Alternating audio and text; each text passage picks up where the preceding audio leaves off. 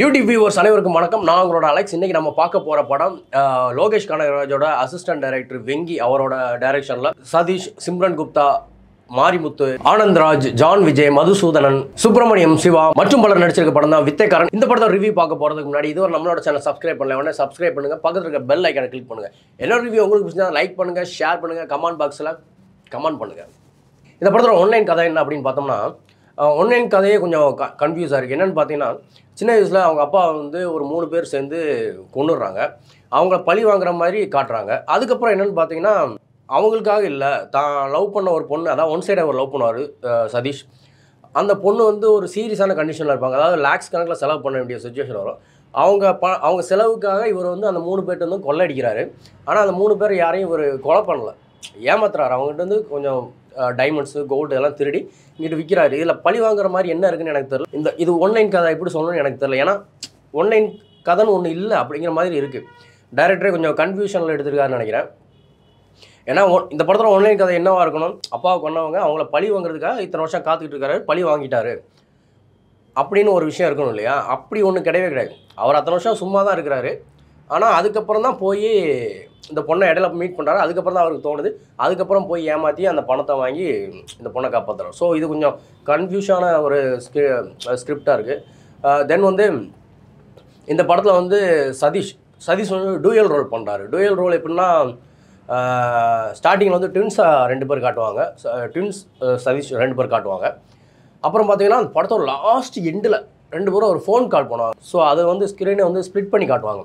அவ்வளோதான். ட்வின்ஸ்னு இடையில 2 பேரும் மாற்றி ஏதோ ஜிக்ஸாக் வேலை பார்ப்பாங்க. அப்படி அங்கே இவர் இருப்பார், இங்கே இவர் இருப்பார். அப்படியே ஏதோ பயங்கரமாக பண்ண போகிறாங்க அப்படின்னு நினச்சேன்.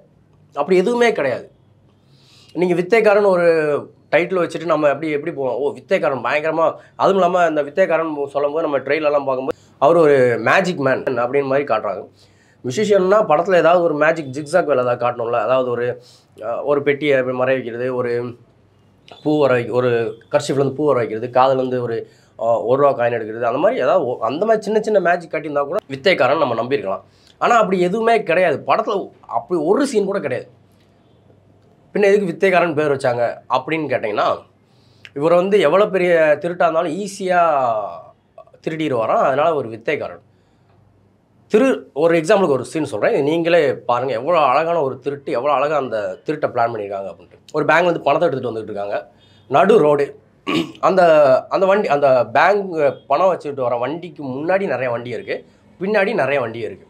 அந்த இடத்துல பின்னாடி வந்து ஒருத்தரை உடச்சி அதை ஓப்பன் பண்ணி இவர் வந்து அந்த பணத்தை தூக்கிட்டு போகிற வரைக்கும் அந்த பப்ளிக்கு அமைதியாக இருக்கிறாங்க.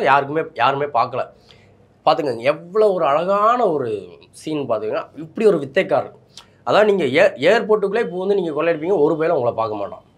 அவ்வளோ பெரிய ஏர்போர்ட்டுக்குள்ளே அவ்வளோ சிசிடிவி ஃபுட்டேஜ் இருக்கிற ஒரு இடத்துல நீங்கள் எப்படி அவ்வளோ ஈஸியாக போய் ஒரு 2 போலீஸு, ஒரு மிலிட்ரி ஆஃபீஸர் மாதிரி 2 பேர் போவானுங்க, ஃபுல்லாக தாடி வச்சுக்கிட்டு அப்படி அலோவ் பண்ணிடுவாங்களா நான் கேட்குறேன். ஸோ இந்த மாதிரி நிறையா சீட்டிங் அவங்கள பண்ணுறத விட நம்மளை சீட் பண்ணிட்டாங்க அப்படின்னு தான் சொல்லணும். ஏன்னா வித்தைக்காரன் டைட்டில் வச்சு ஒரு மாதிரி எதுக்கு வித்தைக்காரன் டைட்டில் வச்சாருன்னு ஒருவேளை டைரக்டருக்கே தெரியலன்னு தெரில. முக்கியமாக அந்த படத்தில் டைரக்டர் ஒரு ரோல் ப்ளே பண்ணியிருக்காரு. நான் நினைக்கிறேன் சதீஷை விட டைரக்டரோட ரோல் தான் பெருசுன்னு நினைக்கிறேன். அதிக ஸ்பேஸ் அவருக்கு தான் இருக்குதுன்னு நினைக்கிறேன். ஒருவேளை சதீஷை யூஸ் பண்ணி இவர் ஒரு பெரிய ரோல் ப்ளே பண்ணிட்டு அடுத்த படத்தில் பெரிய ஹீரோவானு ஆசைப்படுறாரோ என்னமோன்னு தெரில. ஸோ சதீஷை விட டைரக்டருக்கு வெங்கி அவருக்கு வந்து இந்த படத்தில் ரோல் பெருசு. அப்புறம் வந்து சிம்ரன் குப்தா, ஸ்டார்டிங்கில் அவங்களோட இன்ட்ரோ பார்க்கணும், வேறு லெவலில் இருக்கும். அதாவது ஒரு ட்ரெயினுக்குள்ளே ஒருத்தர் கால் பண்ணி சொல்லுவார், உள்ளே வந்து நீங்கள் கண்டுபிடிக்கணும் சொல்ல வந்து அவங்க கண்டுபிடிக்கிற விஷயம் செம்மையாக இருக்கும். அப்போ அந்த பொண்ணு எல்லாப்பா இப்படி கண்டுபிடிச்சிச்சு, பயங்கர ப்ரில்லியண்டாக இருக்குது அப்படின்னு நினச்சா கடைசியில் போகும்போது தெரியும் இந்த பொண்ணு 1ஆம் நம்பர் முட்டாள் அப்படிங்கிற மாதிரி. ஏன்னா அதுக்கப்புறம் ஃபுல்லாக ஏமாற்றுவானுங்க. முக்கியமாக சதீஷ் கடைசி வரை ஏமாற்றிக்கிட்டே இருப்பாப்புல. இந்த பொண்ணு ஏமாற்றிக்கிட்டே இருக்கும். அதுக்கு எதுக்கு இந்த பொண்ணை நீங்கள் ஸ்டார்டிங்கில் பயங்கர ப்ரில்லியன்ட் மாதிரி காட்டுறீங்க? ஒரு டிடெக்டிவ் ரோல் பண்ணுறாங்க. ஸோ அந்த ஜாபுக்காக ஒரு இன்டர்வியூ அட்டன் பண்ணுறாங்க. அதில் பயங்கர ப்ரில்லியண்டான ஒரு விஷயம் பண்ணுறாங்க. ஆனால் கடைசியில் பார்த்தீங்கன்னா அதுக்கடுத்து வர சீன்லாம் ஃபுல்லாக அந்த பொண்ணை முட்டாள் அடி முட்டாள் வரைக்கும் கொண்டு போயிடுறாங்க. நான் அந்த பொண்ணை சொல்கிறேன், அந்த கேரக்டர் சொல்கிறேன். ஸோ வெங்கிங்கிற ஒரு டைரக்டர் அந்த பொண்ணோட ரோலை அப்படி க்ரியேட் பண்ணியிருக்காருங்கிறேன். அந்த பொண்ணை ப்ரில்லியண்டாகவே கொண்டு போகிறதுல அவங்களுக்கு என்ன பிரச்சனை? சதீஷ் ப்ரில்லியண்ட் தான், ஆனால் அதுக்கு கொஞ்சம் ஈக்குவலாவது இந்த பொண்ணு ப்ரில்லியண்டாக இருக்கணும் இல்லையா? அப்படி கிடையாது. ஓகே, இந்த படத்தில் கொஞ்சம் ஆறுதல் என்ன சொன்னீங்கன்னா, ஆனந்த்ராஜ் அவருடைய காமெடி. ஆனந்த்ராஜோட காமெடி எந்த அளவுக்கு இருக்குன்னா, இடையில வில்லத்தனம் காட்டுவார். ஆனால் படத்தை நகர்த்துறதுக்கான காமெடி அவர் தான் பண்ணுறாரு. சதீஷ் ஒரு காமெடியன், அவர் ஒரு பெரிய வில்லன் கேரக்டர் பண்ணவர், நிறைய படம் ஹீரோ பண்ணியிருக்காரு. ஆனால் இந்த படத்தில் சதீஷ் காமெடி பண்ணலை. சதீஷ்க்கு இந்த படத்தில் காமெடி இல்லை. நம்ம இதுக்கு முன்னாடி சதீஷோட ப்ரீவியஸ் 2 படம் பார்த்துருப்போம். நாய் சேகர், காஞ்சூரி கண்ணப்பன். இந்த 2 படத்தோட கம்பேர் பண்ணும்போது இந்த படத்தில் சதீஷோட ஃபன்னு கிடையவே கிடையாது. ஸோ சதீஷ் கிட்ட ஃபன் எதிர்பார்த்து போனீங்கன்னா இந்த நீங்கள் ஏமாந்து தான் வருவீங்க. ஏன்னா சதீஷ் கிட்ட ஃபன்னே கிடையாது. இந்த படத்தில் சதீஷ் ஃபன் பண்ணல. மியூசிக் ஸ்டார்டிங்கில் ஒரு பாட்டு போடுறாங்க, எனக்கு புரியலை என்ன போடுறாங்கன்னே தெரில.